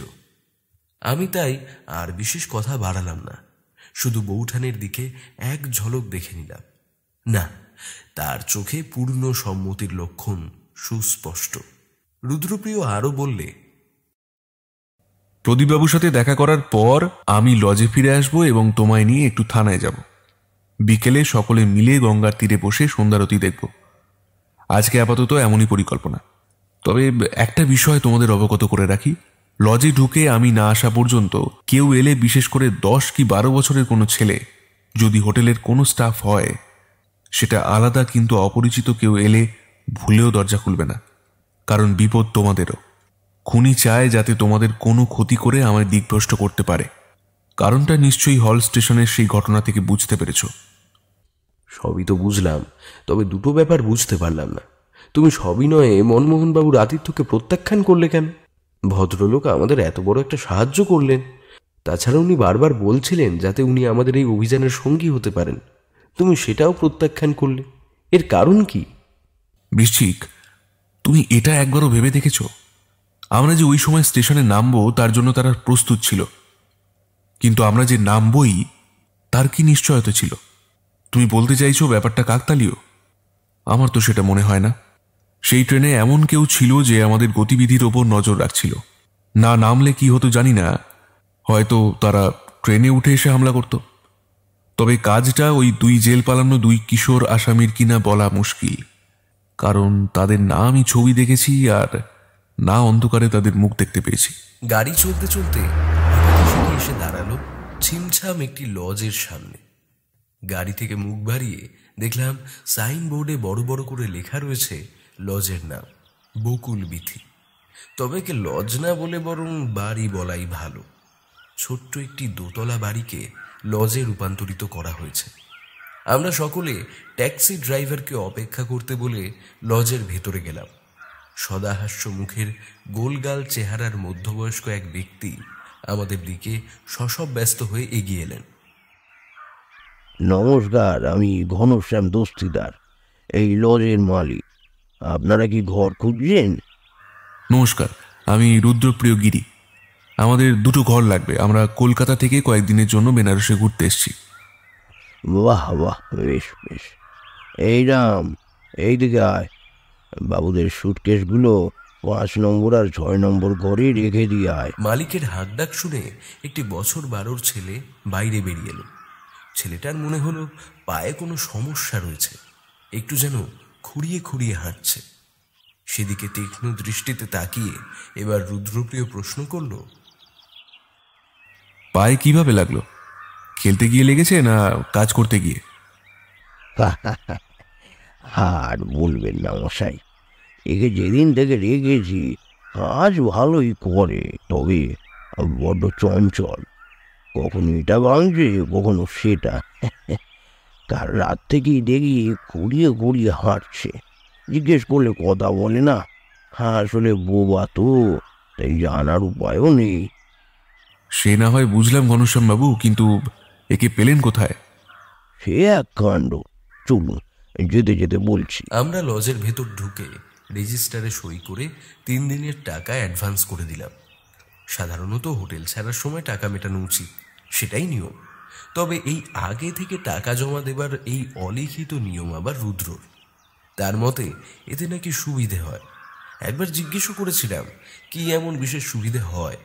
সে হেসে জবাব দিয়েছিল, এতে কত টাকা খরচ হলো আর কত বাঁচলো সেই হিসেবে বাকি যাত্রার পথ নাকি সুগম হয়, এবং হোটেল মালিকের কাছ থেকে কোনো ব্যাপারে সাহায্য এবং তথ্য দুইই পাওয়া যায়। সত্যি এত বছরের মানুষটাকে এখনো সঠিক চিনে উঠতে পারলাম না। সে যাই হোক, ঘরের উদ্দেশ্যে যেতে যেতে এবার ঘনশ্যামবাবু বলে উঠলেন, কদিন আগে এই ছেলেটাকে একজন দিয়ে গেছে। বাপ মা মরা ছেলে, পদে পদে ভিক্ষে করে দিন কাটাচ্ছিল। ওর এক আত্মীয় এখানে দিয়ে গেছে। হাতে হাতে কাজও শিখবে, থাকতে পারবে, দুমুটো খেতেও পাবে। তাই 7-5 না ভেবে কাজে রেখে দিলুম। এই যা, বড় কাজের ছেলে, যখন যা বলবেন নিমেষে করে দেবে। তা আপনাদেরও যখন যা দরকার একেই জানাবেন, কেমন? বেশ, আমি একটু বাজার যাব। ওরা তো রইল, দুপুরের খাবার একসাথে খাবো। বেশ বেশ, তাই হবে তাই হবে। আমি লক্ষ্য করলাম ঘনশ্যাম বাবুর একটা অদ্ভুত বাতিক রয়েছে। বেশ শব্দের পরের কথাগুলো অন্তত 2 বার করে বলেন। রাম আমাদের জিনিসপত্রগুলো রুমের ভেতরে নামিয়ে দিয়ে চলে গেল। আমাদের দিকে তাকিয়ে হাসি মুখে ঘনশ্যাম বাবু বিদায় নিলেন। তিনি যেতেই এবার রুদ্রপ্রিয় বলে উঠল, আমি না আসা অবধি ঘরের দরজা খুলবে না, কোনো স্টাফ এলেও না। কেউ বললে বলবে ব্যস্ত আছো, পরে আসতে। আমি হতবিহ্বল চোখে তাকিয়ে বললাম, কিন্তু কেন? একটু আগে যে বললে কোনো স্টাফ এলে দরজা খুলে দিতে। হ্যাঁ বলেছিলাম, কিন্তু এখন না বলছি। সবটা আগে বুঝে নি, তারপর কারণটা বলবো। এখন চলি, শিখজি আমার জন্য অপেক্ষা করছেন। রুদ্রপ্রিয় চলে যেতেই আমি খাটে ধপ করে বসে পড়লাম। মাথায় হাজারো প্রশ্নের জাল। যতই সময় অতিক্রান্ত হচ্ছে, একটার পর একটা সুতো পাক খেয়ে খেয়ে নানাবিধ জ্যামিতিক আকারের সৃষ্টি করছে। বৌঠান যথারীতি তাদের জন্য বরাদ্দ করা নির্দিষ্ট ঘরে ঢুকে দৌড় দিয়েছেন। আমি অগত্যা উপায়ন্তর না দেখে আজকের দিনলিপির পুঙ্খানুপুঙ্খ বর্ণনা আমার ডায়েরির পাতায় লিপিবদ্ধ করতে লাগলাম। সময় যত এগোচ্ছে, একটা অদ্ভুত দমবন্ধ করা পরিবেশের সৃষ্টি হচ্ছে। রুদ্রপ্রিয়র দৌলতে আমিও ইদানিং কলকাতা পুলিশের উপর মহলের রেকমেন্ডেশনে একটি 303 রিভলভার নিজের কাছে রাখতে শুরু করেছি। যতই হোক, ডিটেকটিভের সহচর বলে কথা। বিপদ যে আমারও হতে পারে সে তো রাতের ঘটনা থেকেই বিলক্ষণ বুঝতে পারছি। শান্তিনিকেতনে ঝোলা থেকে পিস্তলটা একবার বের করে নেড়ে চেড়ে দেখলাম। অনেককাল লক্ষ্যভেদ অনুশীলন করা হয়নি, আসলে তার প্রয়োজনও যে পড়েনি। তবে এমন এক ভয়াবহ পরিস্থিতিতে এটির ব্যবহার যে অনস্বীকার্য হয়ে দাঁড়িয়েছে, এতে কোনো দ্বিমত নেই। বন্দুকের নলটা একবার দেখে সেফটি লক খুলে বন্দুকের চেম্বারটা দেখে নিলাম। না, নিশ্চিন্ত, 6টা গুলি যথাস্থানে ভরা রয়েছে। ডায়েরির পাতা বন্ধ করে বন্দুকটা আবার ঝোলার মধ্যে রেখে কালকের পরনে থাকা জামা কাপড় বদলে সাদা পাঞ্জাবি এবং ধুতি নিয়ে বাথরুমে ঢুকলাম। স্নান ঘরে ঢুকে ঠান্ডা জলের স্পর্শ পেয়ে দেহ মন শীতল হলো যেন। মাথা থেকে চিন্তার ভার খানিকটা হলেও লাঘব হলো। বাথরুম থেকে বেরোতেই যাব এমন সময় দরজার বাইরে কার যেন দীর্ঘ ছায়া চোখে পড়ল, তার সাথে খুটখাট শব্দ। কেউ যেন বাইরে থেকে আড়ি পেতে শোনার চেষ্টা করছে। আমি নিঃশব্দে ঝোলা থেকে আমার পিস্তলটি তুলে হাতে নিলাম। বৌঠানের এখন কি অবস্থা জানি না, জানার উপায়ও নেই। বাইরে যে মূর্তিমান বিভীষিকা দাঁড়িয়ে রয়েছে সে কে? খুনি নাকি অন্য কেউ? আমি ধীরে ধীরে কান পাতলাম। আবারও সেই খুটখাট শব্দ। এবার কেউ বাইরে থেকে দরজার ফাঁক দিয়ে সরু তামার তার গুলিয়ে দরজার ছিটকিনি খোলার চেষ্টা করছে। তামার তারের গোড়ার দিকটা বেঁকানো, ঠিক মাছের ছিপ ধরার বড়শির মতো। ধীরে ধীরে আলগা হয়ে আসছে ছিটকিনি। আমি দরজার পাশে ডান হাতে শক্ত করে বন্দুক বাগিয়ে ধরে বসে রইলাম। মুখে টু শব্দ করছি না, পাশে বাইরে থাকা সেই এতটাই টের পায়। শুধু দুশ্চিন্তা হচ্ছে বৌদির জন্য। কেমন আছে সে? গাড়িতে ওঠার পর রুদ্রপ্রিয় এবার ড্রাইভারের ঠিক পাশের সিটে এসে বসল। সেই ড্রাইভার এক মনে গাড়ি চালাচ্ছে আর মুখ দিয়ে গুনগুন করে একটা হিন্দি গানের পুলি ভাজছে। রুদ্রপ্রিয় তার দিকে চেয়ে একবার মুচকি হেসে নিল। এরপর বলে উঠল, আপনার নাম আমি জিজ্ঞেস করব না, কারণ নকল ছদ্মবেশ এবং নকল পরিচয় দুটোই আমার ঠিক পছন্দ নয়। মিস্টার প্রদীপ চ্যাটার্জি। একটা জোরে ব্রেক কষে গাড়িটা মাঝ রাস্তায় দাঁড়িয়ে পড়ল। আমতা আমতা করে শিখ ড্রাইভার বললে, কি বাত বলছেন বাবুজি? তবা তবা, আমি ঝোট বাত বলি না। আমার নাম প্রদীপ নয়, আমার নাম লাল সিং আছে। আমার মুলুক বিহারের ঝাড়খণ্ডে। পাগড়ি পরে কাঁচা পাকা চুল তো ঢেকে দিলেন, কালো গোঁপদাড়ি পরে শিখ সাজলেন, পেটের ভেতর জল ভরা ওয়াটার ব্যাগ ভরে ভুঁড়িও রাখলেন। তবে একটা ছোট্ট ভুল যে আপনাকে ধরিয়ে দিল, লাল সিং ওরফে প্রদীপ চ্যাটার্জি। তাছাড়া আপনার হিন্দির টানও আমাদের বাঙালিদের মতোই, ঠিক অবাঙালিদের মতো অতটা স্পষ্ট নয়। সবই ভালো ছিল, তবু জুলপির কাঁচা পাকা চুলটাকে একটু কালো কলপ তো করতেই পারতেন। তাছাড়া ওই ফুলে ওঠা ওয়াটার ব্যাগ থেকে জল পড়ে তো আপনার প্যান্ট ভিজিয়ে দিচ্ছে। সেদিকে কি খেয়াল আছে? যা শুনেছিলাম ঠিক তাই। অসাধারণ আপনার পর্যবেক্ষণ ক্ষমতা মিস্টার গিরি। আপনার কথা এত শুনেছি যে শেষে উপায়ন্তর না দেখতে পেয়ে আপনার শরণাপন্ন হতে বাধ্য হয়েছে। আমায় আপনি বাঁচান রুদ্রপ্রিয় বাবু। আমি খুনি নই, কাউকে দিয়ে খুনও করাইনি আমি। বিশ্বাস করুন আপনি। বিশ্বাস অবিশ্বাস সে তো তথ্য এবং তদন্ত সাপেক্ষ ব্যাপার। আপনি আমার মক্কেল বলেই যে আপনার সমর্থনে কথা বলবো সেটা ভাবার ভুল করবেন না। পুলিশের মতো আপনিও আমার সন্দেহের তালিকায় রয়েছেন। এখন আমরা কোথায় যাচ্ছি? আমার এক গোপন ডেরায়। তবে তার আগে যে আমায় আপনার চোখগুলো বেঁধে দিতে হবে রুদ্রপ্রিয় বাবু। আমার চোখ? কিন্তু কেন? কারণ আপনিও যে পুলিশের সাথে যুক্ত এবং আমার নামে ওয়ারেন্ট জারি হয়েছে। আপনি আমার ছদ্মবেশ না ধরতে পারলেও আমি লাল সিংয়ের বেশে এই একই কাজ করতাম। কারণ ওই একটাই, আমি চাই না আমার এই গোপন ডেরার খোঁজ কেউ পাক। আপনি ভুলে যাচ্ছেন যে উকিল, ডাক্তার এবং গোয়েন্দাদের কোনো কিছু গোপন করতে নেই। সেটা গোপন প্রণয় হোক, গোপন অভিসন্ধি কিংবা গোপন ডেরা। কারণ এতে আপনার ক্ষতির সম্ভাবনা। কাল রাতে আমাদের উপরও হামলা হয়েছিল অদৃশ্য আততায়ীর দ্বারা। তাই আপনিও নিজেকে সুরক্ষিত ভাবার মতো ভুল করবেন না আশা করি। মানে আপনাদের উপরেও হামলা? কিন্তু কেন?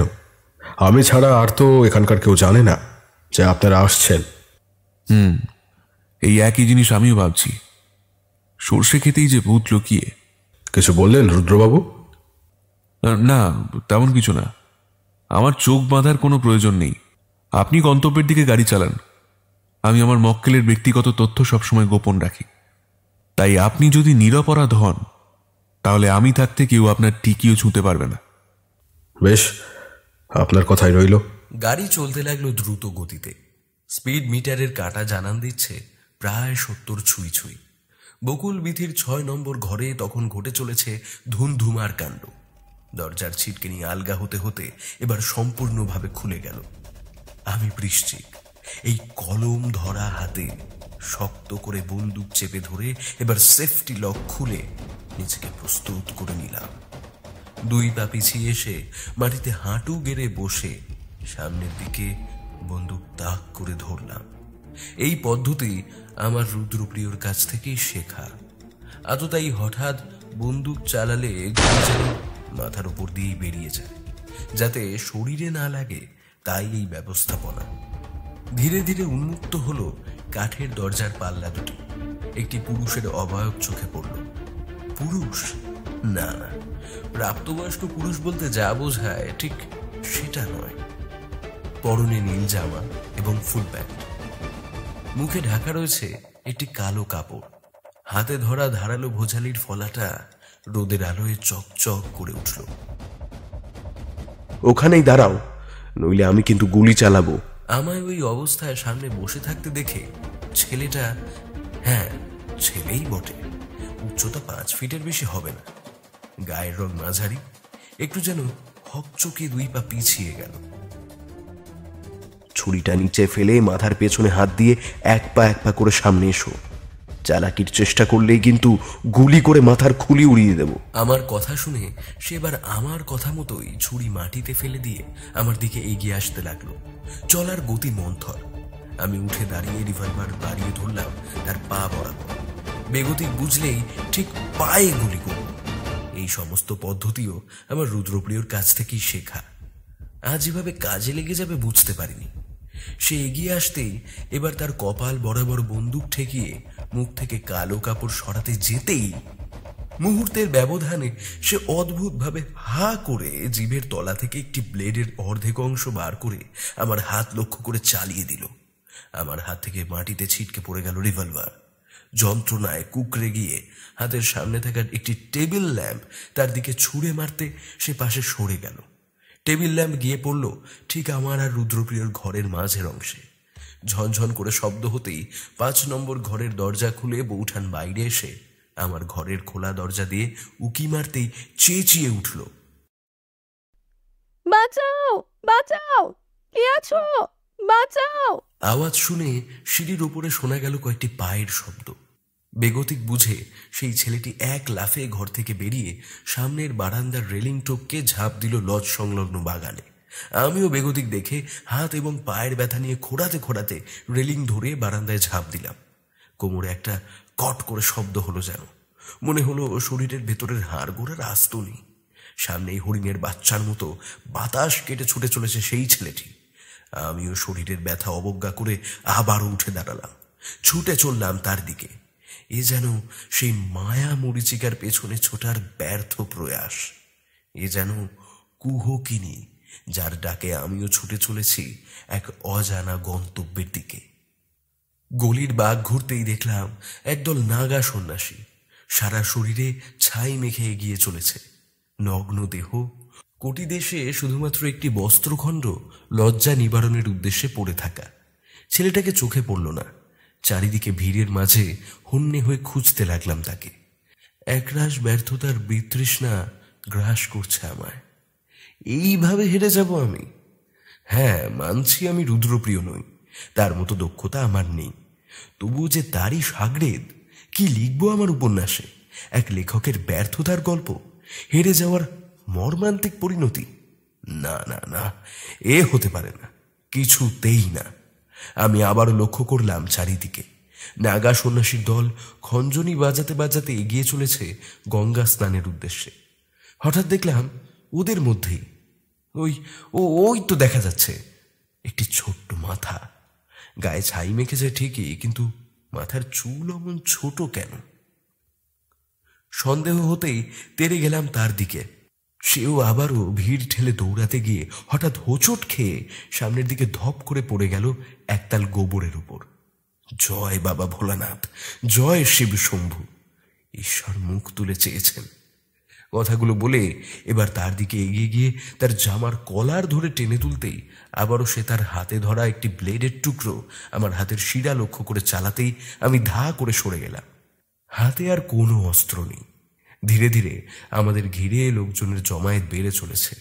হঠাৎ মনে পড়ল, আরে আমার কলমটা তো জামার পকেটেই রয়েছে। ফাউন্টেন পেনটা বের করে তার ধারালো নিব দিয়ে তার হাত লক্ষ্য করে চালিয়ে দিলাম। ব্লেডের দ্বিতীয় অংশটাও হাত ফসকে মাটিতে পড়ে গেল।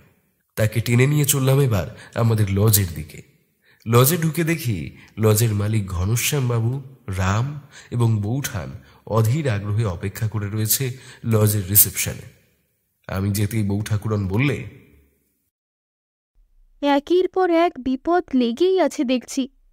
তুমি ঠিক আছো তো? কই দেখি, তোমার হাত দিয়ে তো রক্ত ঝরছে। ধারালো ব্লেডে তখন আমার বাম হাত দিয়ে সমানে রক্ত ঝরে পড়ছে।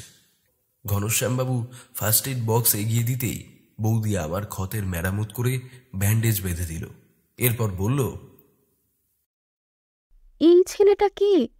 কেনই বা তোমায় মারতে চাইছে?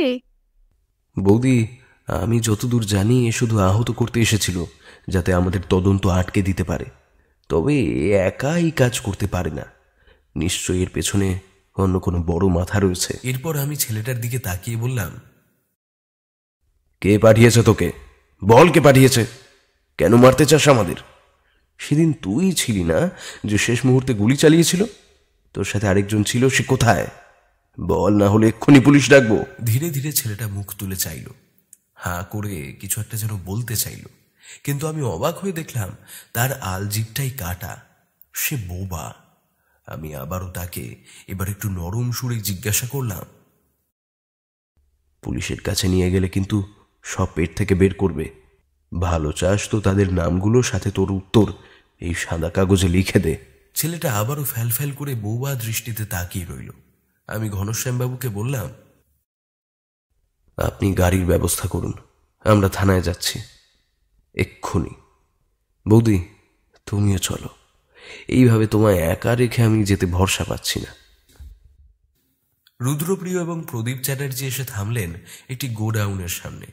চারিদিকের পরিবেশ বেশ গুমোট। ভ্যাপসা গন্ধ লেগে রয়েছে ফ্যাক্টরি সংলগ্ন এই গোডাউনের গায়ে। গাড়ি থেকে নেমে কাকুর বিছানো পথ দিয়ে চলতে চলতে রুদ্রপ্রিয় লক্ষ্য করল আশেপাশে কিছু ঝুপড়ি রয়েছে। প্রতিটি বাড়ি একে অপরের সাথে লাগোয়া। ঝুপড়ির ভেতর থেকে উকি মারছে কিছু রুগ্ন শুষ্ক মুখ। এটা আমার কারখানার গোডাউন। আপনি জানেন কিনা জানি না, মৃত স্বর্ণ ব্যবসায়ী রমাকান্ত বর্মনের সোনার দোকানে যে সমস্ত শুকা কারিগরির কাজ হতো সেটা আমার এই কারখানাতেই হতো। আর এই যে দেখছেন চারপাশে ঝুপড়ি, এর মধ্যে বাস করে আমার ওই কারখানার স্বর্ণ কারিগরেরা। আমি ফেরারি হতে এই কারখানা এখন বন্ধ। আপনি প্লিজ আমায় নির্দোষ প্রমাণ করুন, নইলে এরা যে না খেতে পেয়ে মারা যাবে। রুদ্রপ্রিয় আর কথা বাড়ালো না, কোনো অনুকম্পা কিংবা কৌতূহল প্রকাশ করল না, শুধু তার দিকে চেয়ে বলল, চলুন ভেতরে যাওয়া যাক, কোথাও বসে এই বিষয়ে কথা বলবো না হয়। কারখানার ভেতরটা বেশ অপরিষ্কার। দিকে দিকে ছড়িয়ে ছিটিয়ে পড়ে রয়েছে স্বর্ণ কারখানার জন্য ব্যবহৃত সরঞ্জাম। তার মধ্যে হেঁটে যেতে যেতে হঠাৎ একটি ছোট্ট কেবিনের সামনে গিয়ে তারা থেমে গেল। আসুন মিস্টার রুদ্রপ্রিয়, বসুন, এটাই আমার অফিস ঘর। সামনের গদিওয়ালা সোফাটিতে বসে রুদ্র বলল, এবার এক এক করে আমি প্রশ্ন করে যাব আর আপনি উত্তর দেবেন। আপনার উত্তরের উপরই নির্ভর করছে আপনাকে নির্দোষ প্রমাণিত করা। আমার প্রথম প্রশ্ন, ঘটনার দিন আপনি কোথায় ছিলেন? আমার দ্বিতীয় প্রশ্ন, আরাধ্যা দেবীর সাথে আপনার সম্পর্কটা ঠিক কি? আমার তৃতীয় প্রশ্ন, মধুসূদন বর্মন যে বন্দুক থেকে ফায়ার করেছিল সেটা কোল্ট রিভলভার। দুষ্কৃতীরা যেই বন্দুক থেকে ফায়ার করেছিল সেটি পাইপ গান। পাইপ গানের একটা গুলি সরাসরি রমাকান্তবাবুর কপালের ঠিক মাঝে তাক করে মারা হয়েছিল। দেওয়ালে গর্ত করে সেই গুলি সেখানেই রয়ে গেছিল। পরে পুলিশ গিয়ে প্রমাণ সংগ্রহ করার সময় সেটি উদ্ধার করে। মজার কথা হলো, যেই কোল্ট রিভলভার দিয়ে মধুসূদনকে হত্যা করবার চেষ্টা করা হয়েছিল সেটি লাইসেন্সড। আপনি হয়তো জানেন না, এইসব লাইসেন্স করা বন্দুকের প্রতিটি কার্তুজের রেজিস্ট্রেশন নাম্বার নথিভুক্ত থাকে। প্রতিটি গুলির হিসেব দিতে হয়, আর সেই বন্দুকের লাইসেন্স আপনার নামে, মিস্টার প্রদীপ চ্যাটার্জি। চেয়ার থেকে লাফ দিয়ে উঠে উত্তেজনার বশে প্রদীপ চ্যাটার্জি ধেয়ে এলো রুদ্রপ্রিয়র দিকে। তার মুখের সামনে এসে বললে, যদি আমি খুন করে থাকি তাহলে আপনাকে কেন নিযুক্ত করব মিস্টার গিরি? আমার কোনো লাইসেন্সড পিস্তল আছে বলে আমার নিজেরই জানা নেই। কোনো প্রমাণ আছে আপনার কাছে? আর তাছাড়া আপনি আজ সবে এলেন বেনারসে, না গিয়েছেন মার্ডার স্পটে না থানায়, তাহলে এত কিছু জানলেন কি করে? সব বলবো, আমার প্রশ্ন এখনো শেষ হয়নি। ঘটনার দিন থেকে আরাধ্যা দেবী নিখোঁজ, তিনি এখন কোথায়? আপনার প্রথম প্রশ্নের উত্তর হলো, ঘটনার দিন আমি আমার কারখানাতেই ছিলাম। আপনার দ্বিতীয় প্রশ্নের উত্তর, আরাধ্যা আর আমি একই কলেজ থেকে স্নাতকোত্তর ডিগ্রি নিয়ে পাশ করেছি। হ্যাঁ, আমি ভালোবাসতাম ওকে। আমি ভীষণ গরিব ছিলাম, আজকের মতো এত সফল ব্যবসায়ী হয়ে উঠিনি। নিম্ন মধ্যবিত্ত পরিবারের ছেলে ছিলাম। কখনো সেলস, কখনো মার্কেটিং এজেন্ট হিসেবে বিভিন্ন কোম্পানিতে কাজ করি। ইতিমধ্যে আরাধ্যার বিয়ে ঠিক হয় বেনারসের বড় স্বর্ণ ব্যবসায়ী রমাকান্তর সাথে। এরপর কেটে গিয়েছে অনেকগুলো বছর। অনেকদিন এই গঙ্গার ধারেই আমাদের আবার দেখা হলো। কুশল বিনিময়ের পর সে আমায় তার বাড়িতে আমন্ত্রণ জানায়। সেখান থেকেই শুরু হয় আমাদের জীবনের দ্বিতীয় অধ্যায়। বাকিটা আমি বলছি মিস্টার প্রদীপ। আপনি সোনার কাজ ভালো পারতেন, কারণ আপনার বাবাও ছিলেন একজন স্বর্ণকার। পুরনো প্রেম বলুন বা বন্ধুত্ব, তারই টানে আরাধ্যা দেবী আপনাকে বিশ্বাস করে একটা বড় টেন্ডার পাইয়ে দেন। সেই অনুযায়ী এই অঞ্চলের রমাকান্তবাবু এবং তার সকল বিজনেস পার্টনারের যত কাজ সব আপনি পান। সময় মতো মাল ডেলিভারিও করেন। আপনার সুনাম বাড়ে, বাড়ে যশ, খ্যাতি এবং অর্থ।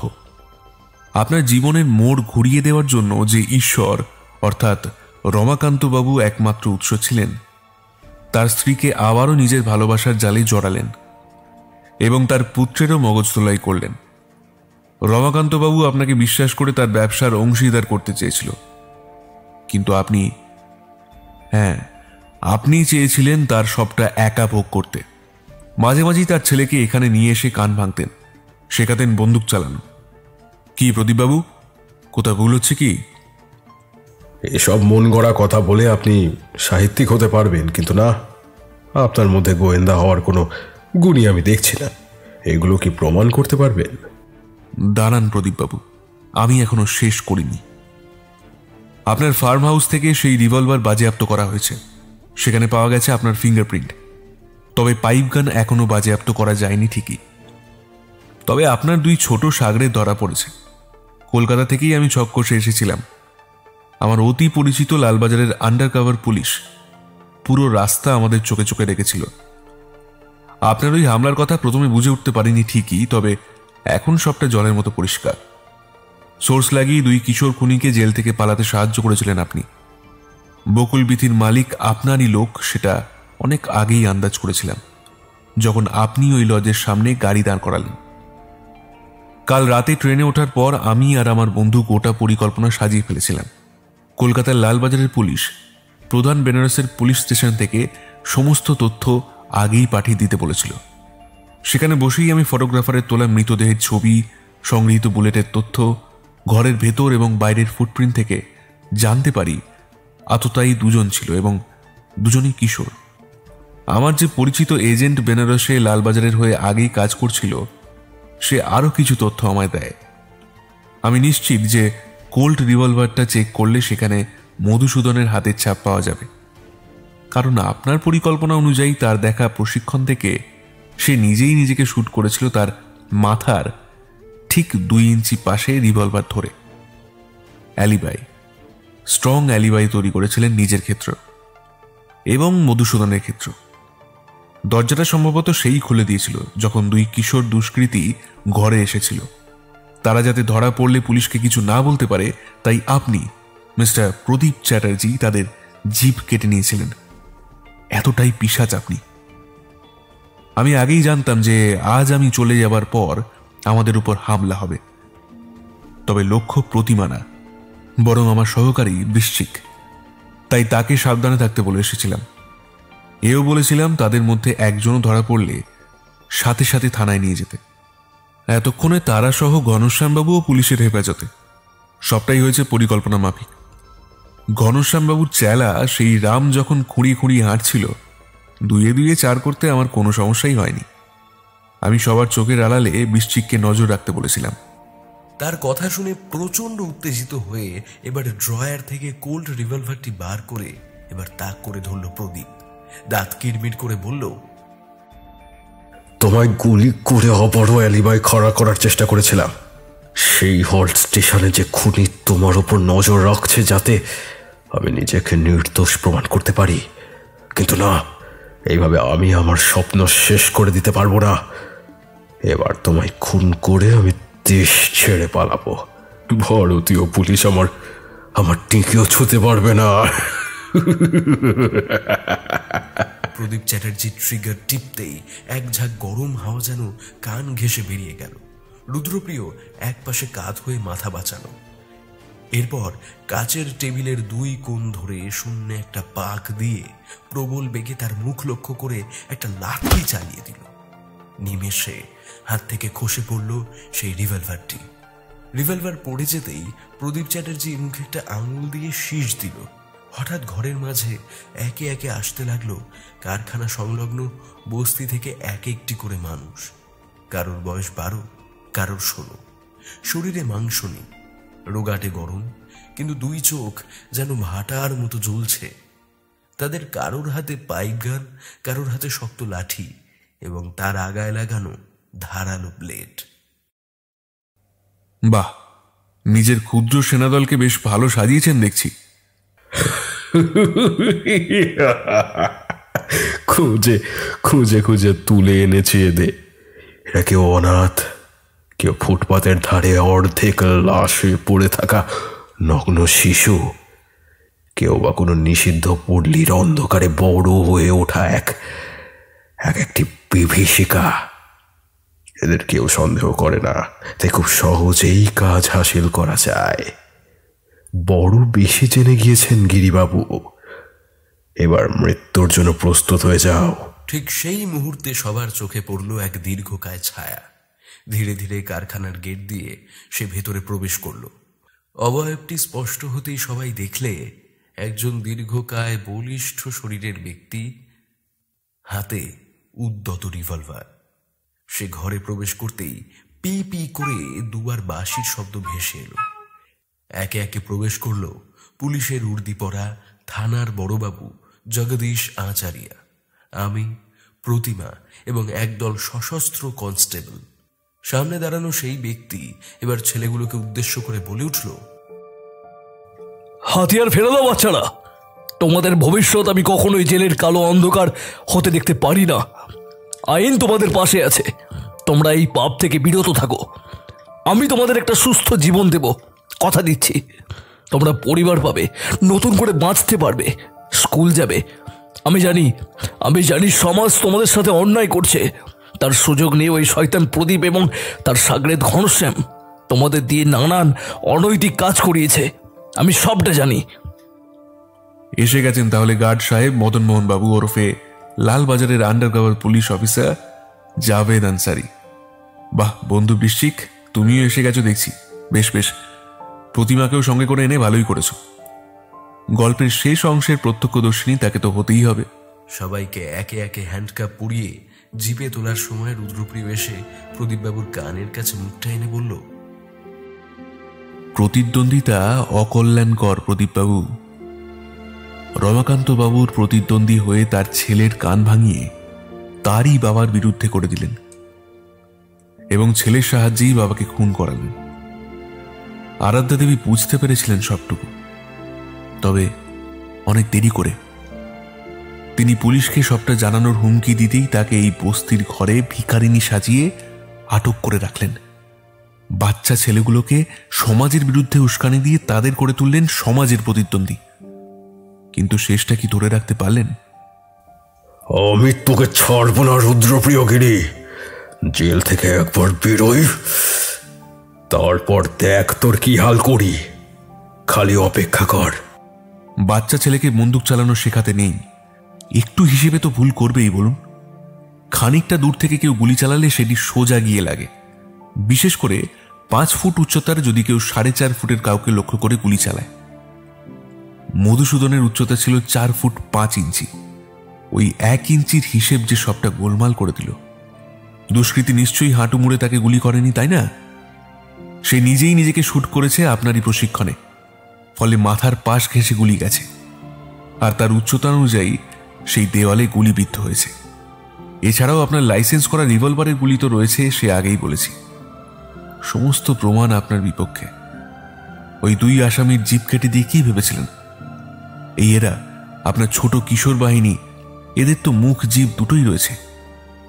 এরা রাজসাক্ষী দেবে, আর ওই 2 আসামিও চোখে দেখে আপনাকে চিনিয়ে দেবে। ওদের শাস্তি কম করার দায়িত্ব আমার। এরপর ওরা পাবে এক উজ্জ্বল ভবিষ্যৎ, আর আপনি কারাগারে আজীবন পচে মরবেন। অফিসার, নিয়ে যান একে, আর দেখবেন যেন এই কঠিন থেকে কঠিন শাস্তি পায়। এবার সে থানার বড়বাবুর দিকে চেয়ে বললে, ঝুপড়ির ভেতরটা সার্চ করলে আপনি আরাধ্যা বর্মনকে খুঁজে পাবেন। সম্ভবত তাকে কোনো নেশার ওষুধ দিয়ে আচ্ছন্ন করে রাখা রয়েছে। তাকেও যে হাসপাতালে তার ছেলে রয়েছে সেখানে নিয়ে যান। আজ মা ছেলের মিলন হোক। ঝুপড়ির ভেতরে সন্ধান করতেই আধময়লা কাপড়ে ঢাকা আরাধ্যা বর্মনের সন্ধান পাওয়া মাত্রই তাকেও জিপে তোলা হলো। তারা চলে যেতেই রুদ্রপ্রিয় বলে উঠল, সত্যি তুমি আমায় এই কেসে অনেক সাহায্য করেছো। বৃশ্চিক চরম সাহসিকতার পরিচয় দিয়েছে। কথা দিয়েছিলাম আমরা তোমার বাড়ি যাব ইলিশ মাছ দিয়ে ভাত খেতে, সেই আমন্ত্রণ এবার গ্রহণ করলাম। কেমন কথা দিয়েছিলাম এই মিশনে তোমায় সাথে নেব। যদিও প্রতিমা এবং বৃশ্চিক প্রথমে জানতো না তুমি আমায় সাহায্য করতেই এসেছো, সেই কথাও রেখেছি। এবার আমরা সকলে মধ্যাহ্নভোজ গ্রহণ করে সন্ধ্যায় আরতি দেখব। প্রতিমা, আমায় ক্ষমা করো তোমার কাছ থেকে সবটা লুকানোর জন্য। বৌঠান এবার বলে উঠল, অপরাধ এবং অপরাধীর সাথে প্রতিদ্বন্দ্বিতায় তুমি সর্বাগ্রে এগিয়ে রয়েছ। সমাজকে কণ্টকমুক্ত করতে তোমার এই প্রচেষ্টাকে আমি সাধুবাদ জানাই। তবে স্ত্রীর সাথে যে প্রতিদ্বন্দ্বিতা তুমি শুরু করলে, এর খেসারত তোমায় গুনতে হবে। তোমার কিছু হলে আমার কি হতো সেটা একবারও ভেবে দেখেছো? আরে আরে চিন্তা করছো কেন গিন্নি? আমার তুমি থাকতে কি কিছু হতে পারে? স্বয়ং প্রতিমা দেবীর আশীর্বাদের হাত যার মাথার ওপর সদা বিদ্যমান, তার কেশাগ্র স্পর্শ করে এমন ক্ষমতা কার? প্রতিমা বৌদি মুখ বেঁকিয়ে বললে,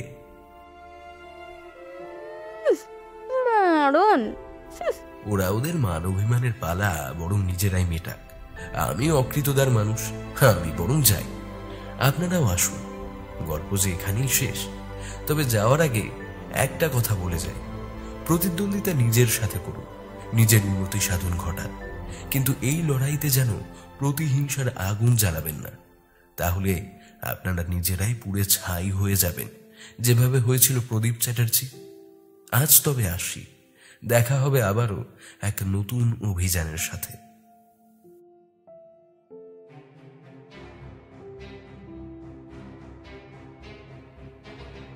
শুনছিলেন লেখক উদ্দীপ্ত চৌধুরীর কলমে গোয়েন্দা রুদ্রপ্রিয় সিরিজের কাহিনী বেনারস হত্যাকাণ্ড।